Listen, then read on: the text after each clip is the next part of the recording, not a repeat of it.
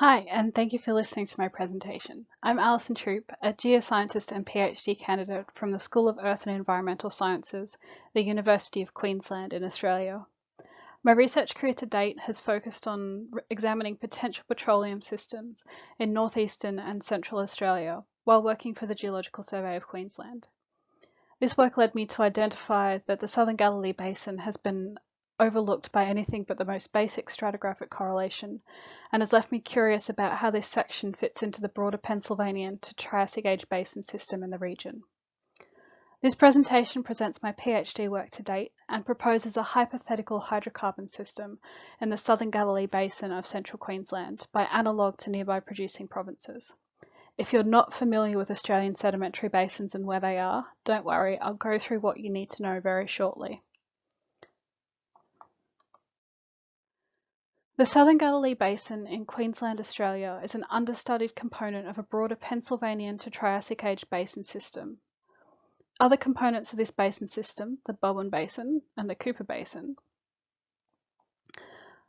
are prolific petroleum producers. However, no discoveries have been made in the Southern Galilee Basin, which sits between the two of them, and few in the broader Galilee Basin itself.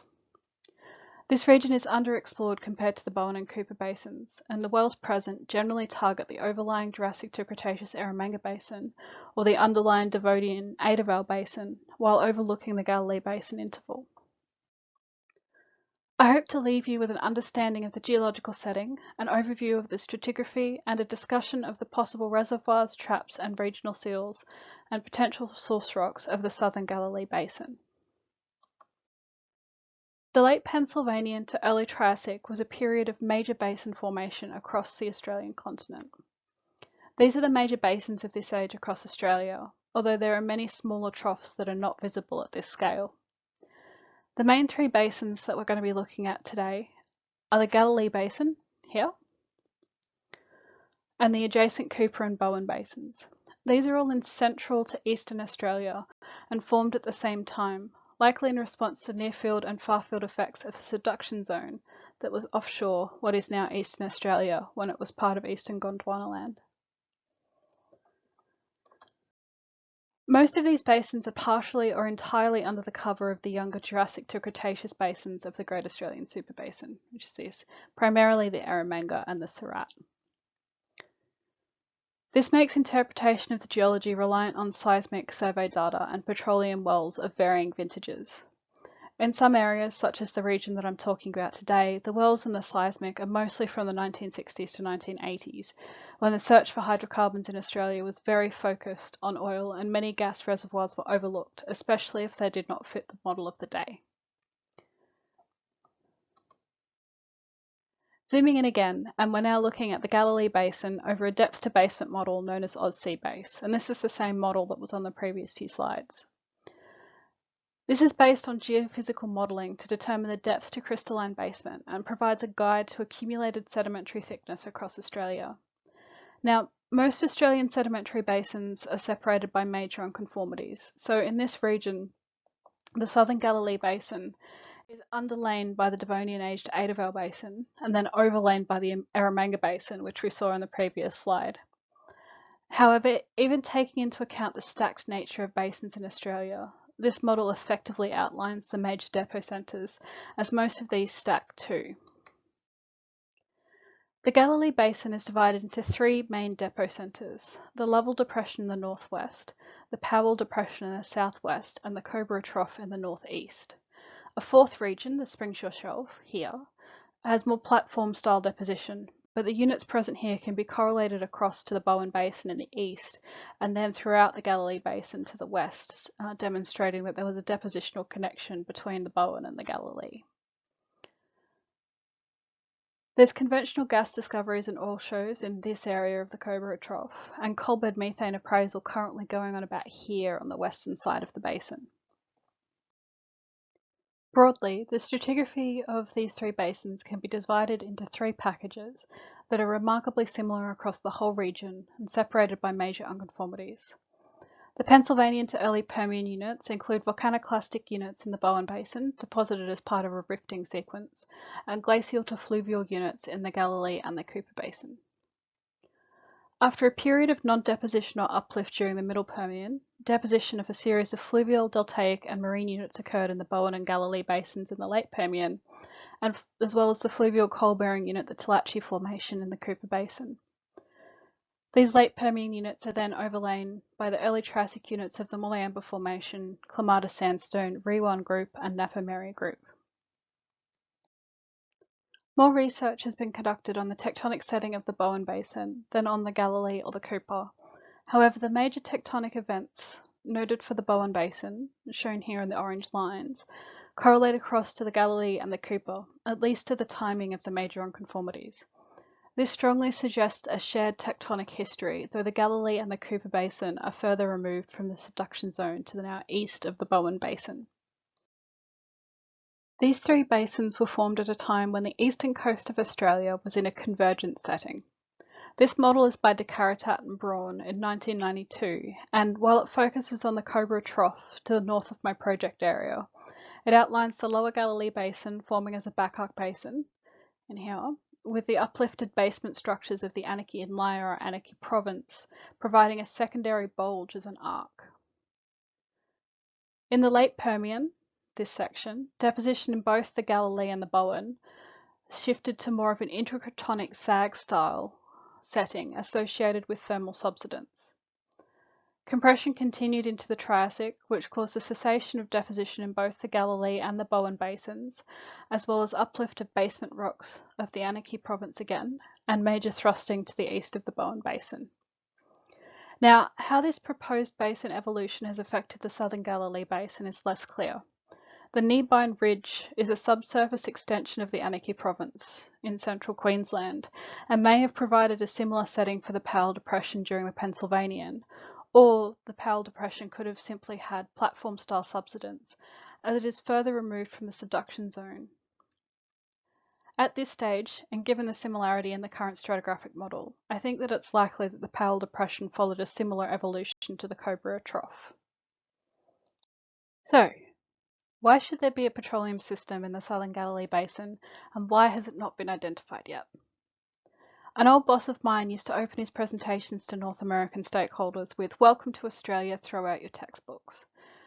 And this is because most of our prolific source rocks are terrestrial, either coals or lacustrine shales, and throughout the history of exploration for petroleum in Australia, very few approaches that were based purely on the US experience have proven successful. However, this doesn't mean come up with a new approach. This really just means have an open mind when you're thinking about the petroleum systems in the area. I'm still going to work through potential source rocks, reservoirs, seals, and traps for the region, though I am going to leave the source rocks for last. The Cooper and Bowen basins are the best analogues for developing a hypothetical petroleum system for the southern Galilee Basin. This is because they share a tectonic and depositional history, and though the burial and maturation are a bit more uncertain in the southern Galilee Basin, and the paleogeographic interpretation is less refined. The most important reservoirs in the Cooper Basin are in the Patchawarra and Tallahatchie formations, and for the Bowen Basin, from the Cattle Creek to the Bandanna Formation. In the Bowen Basin region, additional reservoirs are found in the overlying Triassic and Jurassic units beyond the pinch-out of the major regional seals. For the Cooper region, in the Eromanga Basin, which is not pictured here, is dominated by oil reservoirs beyond the pinch-out of the major regional seals.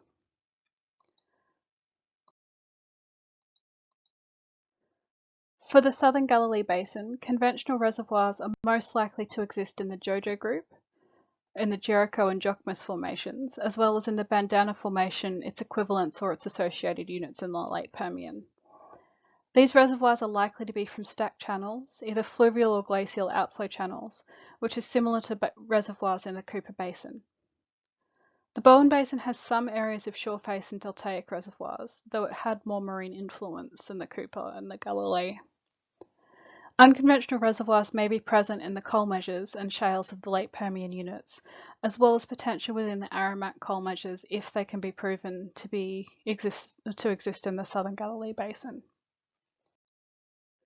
The major regional seals are formed by the Napa Mary Group in the Cooper Basin and the Rewan Group and the Mulliamba Formation in the Bowen Basin. The Rewan Group's not shown on this diagram due to scale, but it sits sort of just in under here. Oil and gas have migrated from the deeper troughs in both the Cooper and the Bowen basins into conventional reservoirs beyond the edges of these regional seals. The Cooper and Bowen basins both have Pennsylvanian to late Permian age source rocks, dominated by Type 1 or Type 3, deposited in lacustrine or deltaic environments, though some marine source rocks may be present in deeper parts of the Bowen Basin. In the southern Galilee Basin, the Bandanna Formation and Black Alley Shale are potential late Permian source rocks, while the Jokmas Formation and maybe the Jericho Formation have potential for lacustrine or deglacial source rocks. If the aromatic coal measures can be demonstrated to be present in the region, this presents an additional potential source rock interval. Structural trap formation as the result of tectonic compressional events are noted in the Triassic and Cretaceous for the Cooper and the Bowen Basin. Many structures in the Cooper Basin show reactivation, especially in relation to the last compressional pulse in the Cretaceous. Stratigraphic traps are possible in the region and are targeted in both the early and late Permian units in the Cooper and Bowen basins. This is a seismic line crossing the Barcaldine Ridge. South and into the Powell Depression is to the right. The blue line on the interpreted section in the lower image is the P horizon, which is a reflector mapped across eastern Australia, marking approximately top coal in the Permian units. The black is my current interpretation of the base of the Galilee Basin in the area. The fault, shown in red, is currently unnamed, but shows evidence of being active during deposition, along with reactivation of the fault and the broader structure, affecting the Jurassic to Cretaceous sequence here. You can see these reflectors sort of uplift over the top of the structure. An active source rock is the fundamental component for any petroleum system, and certainly the biggest uncertainty for this region. There are few existing pyrolysis results from the southern Galilee Basin. These results, shown on this slide in pink, indicate a Type 3 gas-prone source rock that should be, based on Tmax, in the oil to the gas windows. However, when looking at vitrinite reflectance profiles of 3 wells from the region, it appears that the maturity is lower and sitting within the early oil to early gas windows. However, these samples are extremely limited in number and stratigraphic coverage. There are a few outliers that suggest, particularly on source rock type, that some potential source rocks have been overlooked. When compared to the samples from the rest of the Galilee Basin and from the northern Cooper Basin in grey on this graph, it suggests that there should be some Type 2 and Type 1 source rocks present, though it's likely, based on general depositional environments, that many of these points currently plotting as Type 2 are partially spent Type 1 source rocks.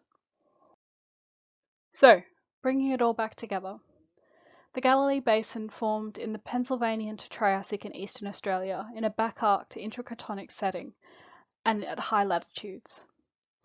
Most studies have focused on the Cobra Trough in the northeast, with the Powell Depression in the south largely overlooked. However, the southern Galilee Basin is located between the productive Cooper Basin and Bowen Basin and contains equivalent stratigraphy, as well as older units deposited in glacial environments, while the Bowen Basin was dominated by volcaniclastics. The possible reservoirs are fluvial, glaciofluvial, and unconventional, both shale and coalbed methane. There's potential for both structural and stratigraphic traps in the region, with seismic showing similar reactivation of structures in the Cretaceous as what is seen in the Cooper Basin to the west. The major regional seal is the Molayamba Formation. Type 3 source rocks that are within the oil to gas windows are present, however the stratigraphic coverage of pyrolysis and organic petrography is limited, and the source rock quality and maturity are one of the key uncertainties for the region. Further work is required in this space, and this is what my project will focus on. Other key uncertainties are the tectonic and paleogeographic setting. The tectonic model for the Cobra Trough suggests that the Anarchy Province provided a secondary bulge and enabled the northeastern Galilee Basin to develop in a foreland setting before transitioning to an intracratonic sag. However, the southern Galilee Basin has a less certain tectonic setting. Seismic interpretation and examination of the thickness of depositional packages will assist in addressing this uncertainty. Combining this seismic interpretation with well log interpretation and core logging will enable an update of the paleogeographic model for this region. Thank you very much for choosing to listen to my talk. My contact details are just below. I look forward to the discussion in a couple of weeks, and just be aware that the session starts at about 3:30 a.m. my time. I think my presentation is at about 4:30. I hope I've had enough coffee. Thank you.